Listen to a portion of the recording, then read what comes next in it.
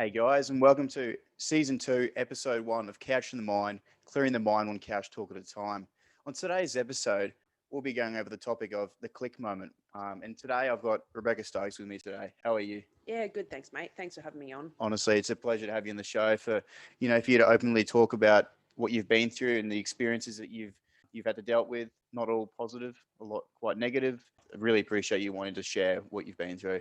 Yeah, no, that's absolutely fine. The reason why I called it the click moment is because sometimes in our life we like to tiptoe around who we are as a person, and it's because we kind of like to follow that pack, and we're afraid of judgment and what people think of ourselves. And I think Rebecca can encapsulate that earlier on in her life. And I'm not going to steal her thunder, but early on in her life, I think it was maybe you said primary school, I Yeah, believe.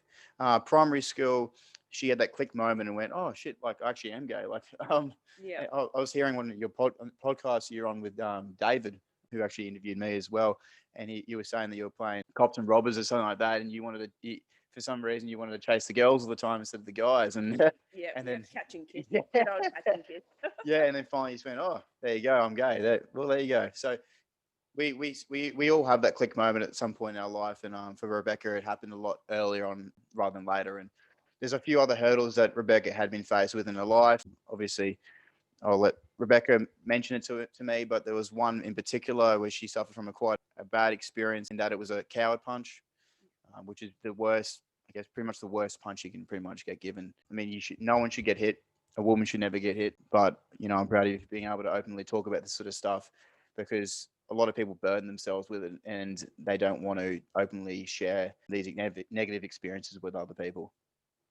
But again, guys, discretion warning, what you may hear might be quite uncomfortable. But as always, if you enjoy what you're hearing, please continue to watch the video. Otherwise, please stop. Anyways, I'm going to hand it over to Rebecca, and you can start your story from wherever you want, and I'll ask the questions along the way. All right, perfect. Well, I guess we'll start off at like that click moment that I had. Yep. That's probably the best place to start. It's a bit lighter. Um, yeah, it's a bit lighter.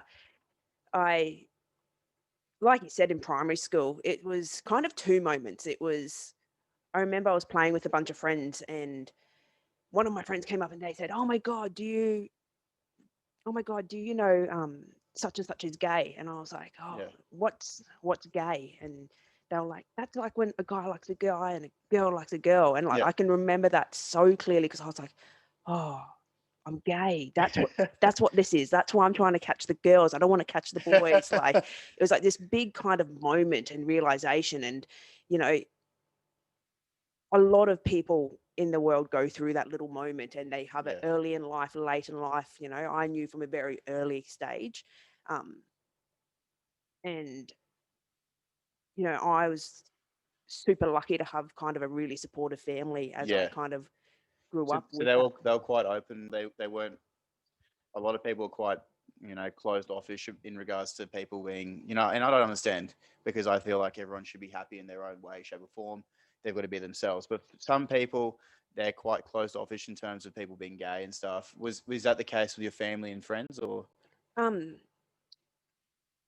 when I had that first realization, like it was, if you think about the context I found out about it, it was in a negative way Yeah. because someone was getting picked on for being gay. Yeah. So I didn't turn around to that person and go, oh, I'm gay too. Like I was like, oh crap, okay, I can't tell anyone because obviously that's a bad thing because we're picking on people because they're gay. That's it. So it wasn't until I was probably year 5, so I'm talking about 8 years old when that possibly, yeah, between 7 and 8 years old when that happened.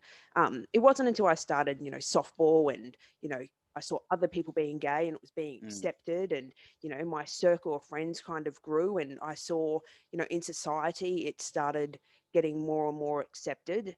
And I think it was about 16 when I had my first girlfriend and I'm like, oh, Yep. okay, I better tell mum and dad that I'm feeling this way. And at first they were fine with it. And, they were like, okay, it's just a phase. You're 16. That's cool, So whatever. they thought it was just a phase. Yeah, to start with. And, Yeah. you know, Right. my parents are brought up in that, like each generation are getting better and better and better at accepting the Yeah. diversity that there is in the world, and you've got to respect that people were brought up in different times. So Exactly. it didn't bother me that they thought it was a phase. I really didn't know what was happening either. Mm. I just knew I had these feelings, and there was no educational, there was no YouTube or anything or Google back then to go, Yeah, okay, there's no how to basic. no, no. So you kind of just rolled with it. And Yeah. then when I was 18, I got caught kissing a girl out the front by the neighbor, and the neighbor told my dad, and dad got a bit upset about it. And I was like, I told you when I was 16 I was gay. And Mm. he's just like, but I thought it was just a phase and whatnot. And I was just like, well, no, like girls are Yeah. really cool. Like, And what, so I guess when did your parents actually kind of, realize like this is not a phase, this is who you are, you're just being yourself? yeah.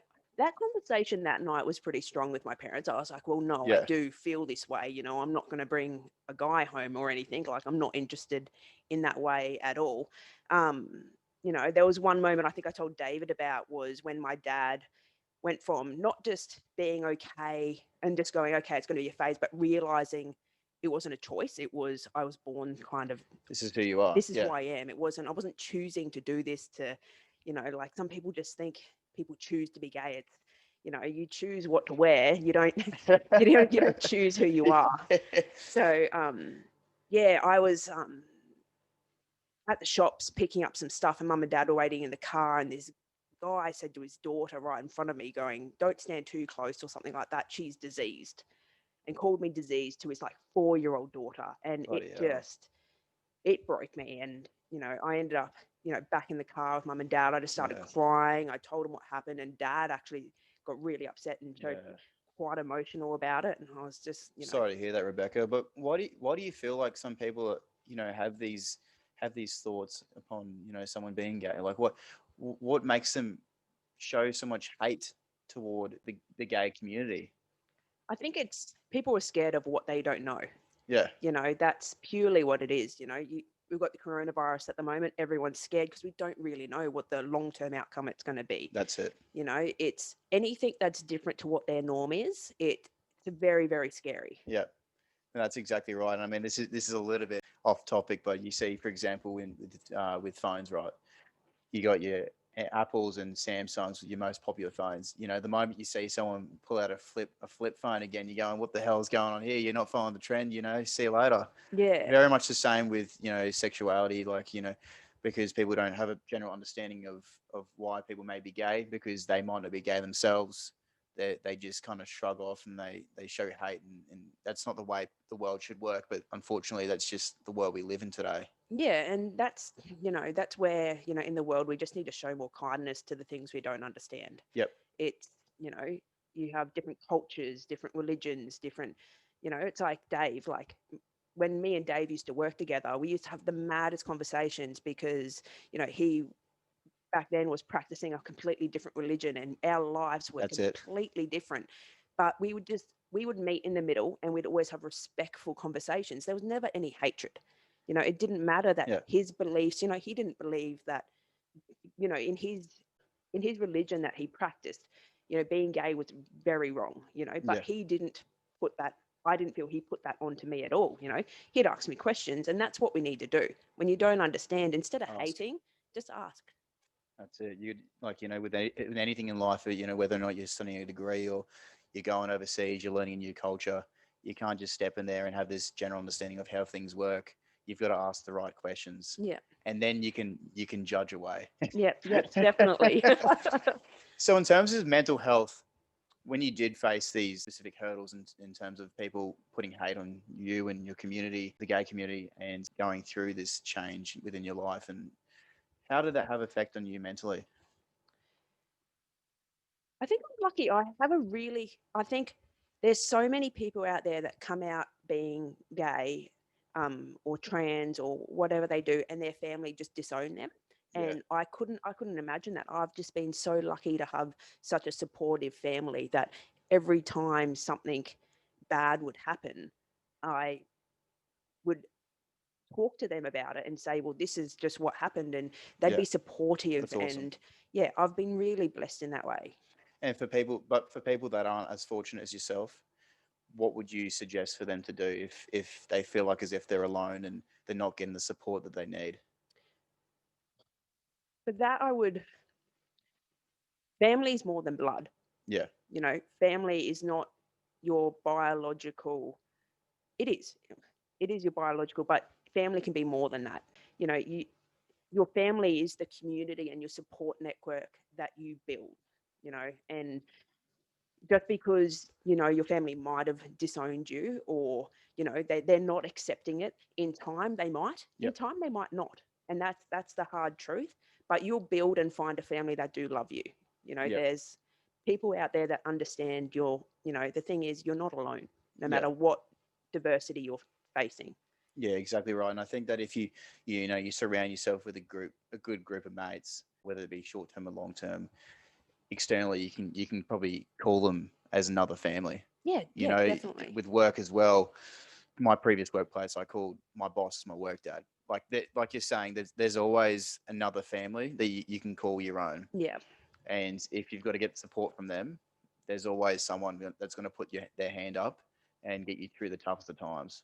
Yeah, definitely. And, you know, you're in any situation you're in, you're never alone. You know, Yeah. even though you might feel like you are the only person at that point in time, you know, there will always be someone out there. You know, that's why the internet is such a crazy place, is because you can find someone that will think the exact same thing as Yeah. you know, and in that sense, it can be really used as a good tool.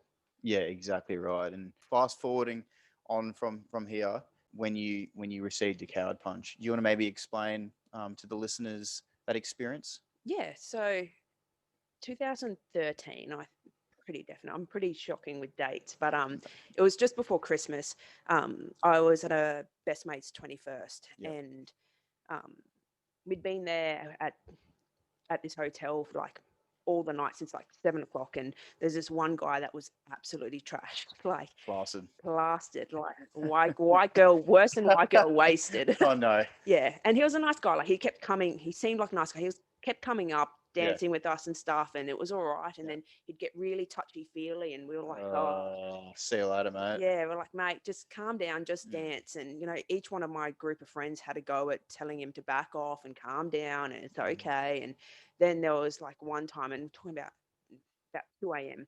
He got really, really inappropriate and grabbed my friend and dragged him right into her. Oh wow. And I've stepped in and I've separated him. I pushed him back and I said, Yeah. mate, look, calm down.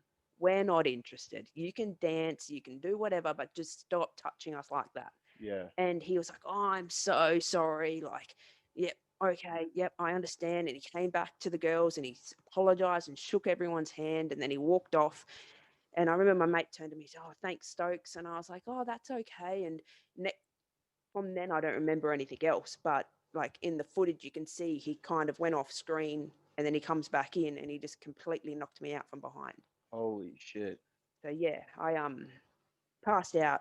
Well, I was knocked out cold for about 2.5 minutes, and my friends grabbed grabbed him from, you know, it seemed like in the footage he was probably going to try and go again. And then eventually the bouncers came in and dragged him out, and my friends all got dragged out as well. And I was still just Jesus. off screen unconscious. And then, you know, later on you see a girl, another random patron there had helped me up off the floor, and you see them Yeah. kind of help me out the front.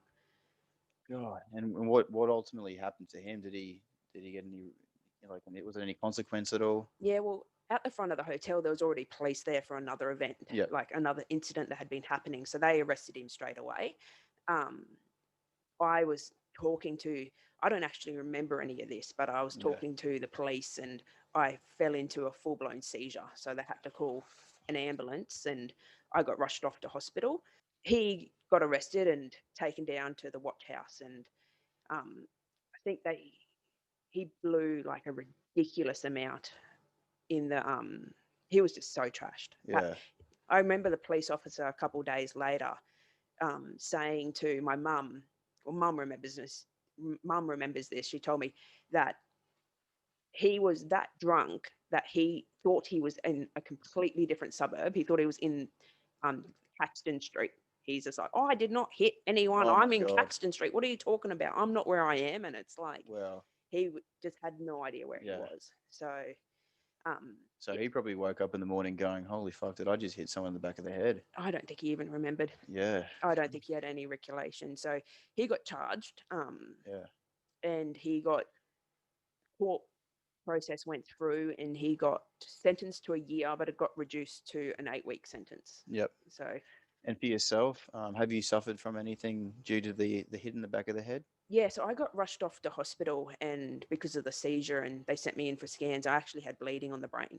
Oh no. So I was, I didn't have to have surgery to release the pressure, but I was, they said, when they found the bleeding on the brain, they said, look, you're going to be nilled by mouth. We've got to wait till the neurosurgeons are available because they're currently already operating on someone else. And, Yep. So I was lucky in that waiting period that I had like the pressure subside, like stabilized and Yep. stuff. So I just stayed in hospital for a few more days, um, undergoing some testing, and because I had really, really bad amnesia.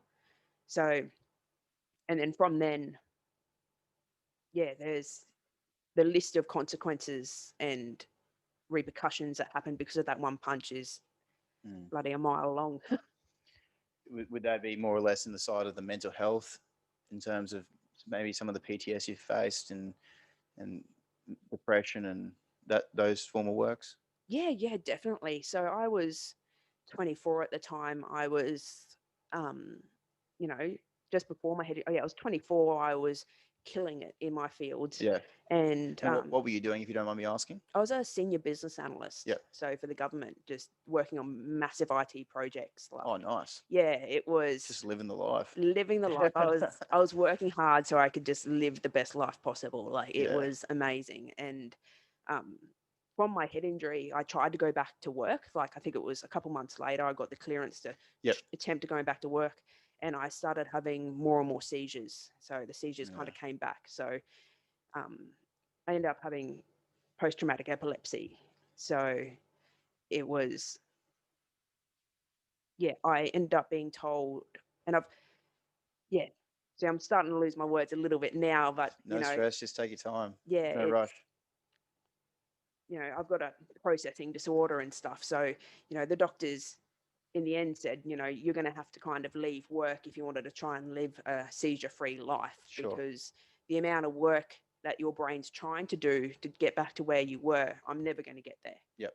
So that's where I think the mental health and all that stuff kind of picked up, because I'd worked so hard and, Yeah, all for nothing. yeah, I was losing not just, one night with a head injury. It was I lost everything I'd kind of ever worked for. Yeah. And for someone who may be listening in right now, who may have gone through a similar experience, or something tragic has happened in their life, and ultimately as a result of that, they're not able to do something that they've always worked hard for, or they're just going through something very difficult.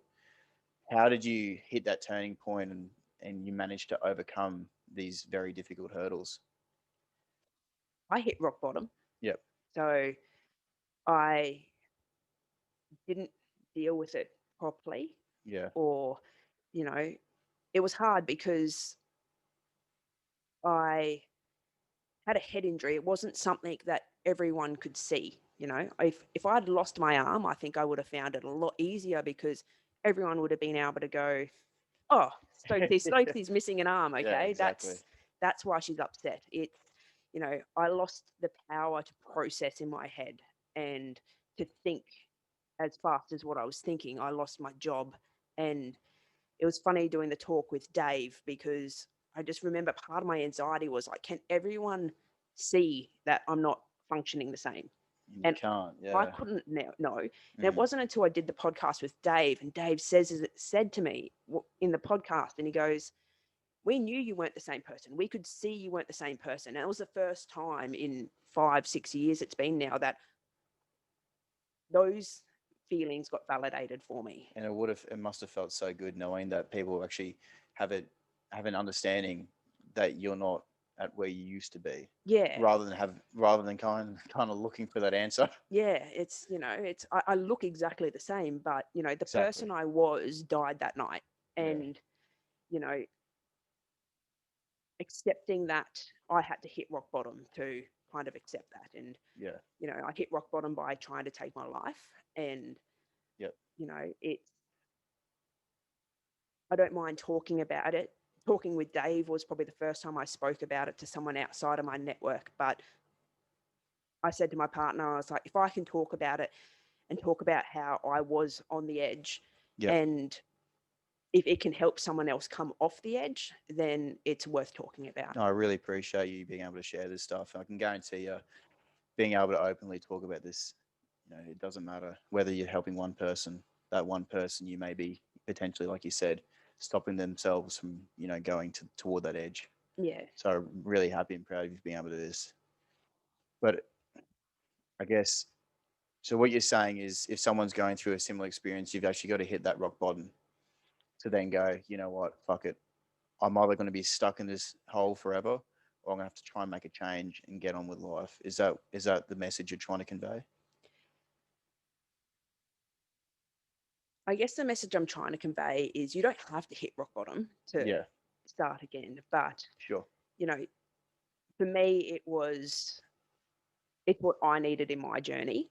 Um, and it's what saved me in the end was, like the police, like with my incident, I possibly could have gone through with my actions if the police didn't rock up when they did. Yeah, So, um, and there was two realizations around that. So I'll talk a little bit about like my attempt. yeah, go And for it. it was, I was out with friends and I found myself just having these overwhelming feelings that I'd been struggling with. Yep. And I decided I was going to go try and jump off the Story Bridge.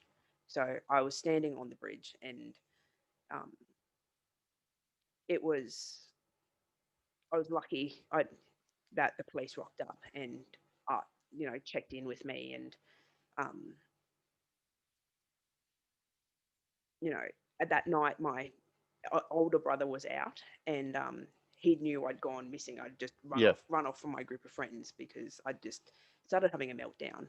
And part of that's a lot of the anxiety I was having. I was out, and I was just, you know, it's just the anxiety and the post-traumatic stress I suffered from. I just thought every Tom, Dick, and Harry was out to hit me, and mm. it was just, Everyone's against you because of what you've experienced. yeah, and it's, I was a burden and whatnot, and I just, I was as much as I hated the police for rocking up when they did right then, it was, it's what saved me. Blessing in disguise. Yeah, I wonder if you were open to talking about these sort of things earlier on, prior to making an attempt to do this to yourself. Do you feel like you would have been in a different headspace? Say, for example, you were talking to people that were very accepting and opening to these discussions, whether, and you're talking about how much you're struggling, how you feel like you said every time, Dick and Harry are after you. Do you feel like it would have been a different scenario? I think in my sense, I was very sick. Yep. So I think, you know, we call it mental health, but it, you know, you can, mental health, you can be really sick with mental health issues. Yep. And, as much as I tried to talk to people, it would be, they'd just try and solve the problems instead of just trying to listen. And it's like, you know, I needed not validation, but like I Yep. just wanted someone to hear what I was trying to say and not just say, well, maybe if you tried reading a book and this and your brain power will come back and whatnot. And it's like I just wanted people to listen. And I think I had amazing people around me that were probably trying to listen, but I Yep. was that sick I couldn't realize that that's what they were. Exactly. And like you said, if you're talking and discussing with people, discussing your problems with people, and people that all they want to do is solve it rather than listen to what you have to say and kind of go on with that. Everyone goes through things differently, and that's the Yeah, thing. Mental health is such a broad topic. Once you talk about it, it's like opening a can of worms. yeah, Everyone goes through different experiences. I could stub my toe on a chair and it wouldn't be a big deal to me, versus someone else stubbing a toe on the chair and, it's the end of the world. Everyone yeah, everyone everyone goes through it differently, and that's the biggest thing. Listening is the key to getting through the toughest of times, as opposed to trying to solve the problems. If you wanted to solve the problems, then, there's health professionals that will give you the right answers to that. Unless you're asking for it from a mate and stuff, they can suggest things that may help you get through particular times, Yeah. but listening is key. Yeah, definitely. And I think it's, there needs to be not just listening, but hearing what people are saying. Yep. It's, you can listen, but you can still not hear what they're meaning. Yeah. It's, I think that's a really critical tool that we need to start teaching people more. So is Exactly. how to hear what people are actually saying. I know that's something I struggled with, and because one of the other things was that went against me too was the medication I was on at the time. Yep. Probably like it wasn't working and it wasn't too fit, so there's a couple things my my story that kind of worked against me, but for someone else that's in that type of same situation, is just because the doctor says this tablet's the right tablet doesn't mean it's the right tablet. It's for me, I had that attempt and the doctor said, okay, well, obviously the medication you're on is not doing. They Mm. completely stripped me off within 3 days of what I was on and can put me on a completely different one. And it made the world of difference. And Yep. it's not, the medication didn't make me happy, but it made me stable in the way that I could then get help and I could hear what people were saying. I could That's awesome. hear the professionals. Yeah. I think sometimes people think, I'm going to take this tablet, it's going to make me happy. No, Not that how it works, that's does not it? how it Yeah. works. It's, sometimes medication aren't suited for anyone. Sometimes some people need exercise. Sometimes people just need Exactly. a community. For me, I needed medication to help with all the stuff that was broken in my brain, plus, you know, to count, because I was on seizure medications, Yep. which were slowing down my brain. And, it was all, I needed medication to be able to make me stable enough to attend my counseling, to Sure. go and learn the tools that I needed to be able to build myself back up. Exactly. And like you said, with in terms of medication, that you might hear of one particularly well known antidepressant, say for example you're depressed, and that one, very well known antidepressant isn't going to work for everyone. It might work for 5 or 6 of your mates, not all 10 of them. No. There's all different types of reactions. And like you said, for yourself, you're on the wrong type of medication at the start. Then you made that change and it made a world of difference for you. And then they got you back on that right track. So it's kind of finding out whether or not you need medication, whether you need an external hobby, whether it Yeah. be exercising or anything else. It's just trying to find your niche, and that will get you back onto that right track. Yeah, definitely. Yeah. And from where you are now, in terms of work, where are you? In terms of work, I've had to leave obviously government Yeah. because of that. I'm working at a CrossFit gym now, Oh, nice. supported by the most beautiful community. So, Yeah. Don't they helped me through absolutely everything. yeah, So, don't mind a bit of CrossFit. I tell you yeah, what, it's bloody hard. it is hard work. And, coming back from a traumatic brain injury was hard work too. So, having like a community behind me that just supported me and didn't judge me and That's just it. made me feel welcomed regardless of how good my conversation skills were back then. I've improved a lot. I And think you're doing bloody well. I mean, I haven't heard you prior to now, but I think I can talk pretty shit. Trust me. And you're talking very well, like very fluent, honestly. I can't even notice. yeah, yeah, I think that's one thing I was lucky with was I didn't lose very much of my output of speaking. Yeah. It's I'm not going to remember anything I've told you until I listen to this back. Right. So Yeah. it was the same with the podcast I did with David. Like, this is kind of just an example of how my post injury is still affecting me. Is, Yeah.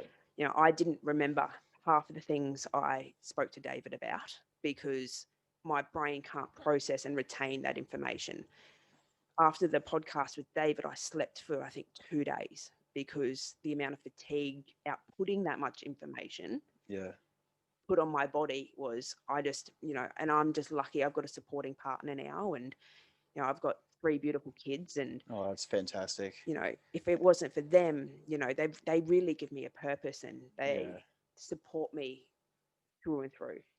And in summary to this episode, I guess, is there anything else you're wanting to convey to people listening in, whether it be finding the right support, finding a general purpose? I think it's finding the right support. Definitely, there's support networks out there, and I guess my main message is not to compare. Yeah. It's so easy to compare yourself. I struggle with comparing myself to who I was, and it's accepting who you are now.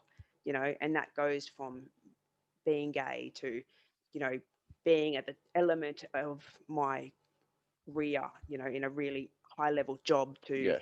now just working at a CrossFit gym and just accepting who I am and not comparing yourself to others. And don't compare your journey to someone else's, but reach out and accept for you for who you are.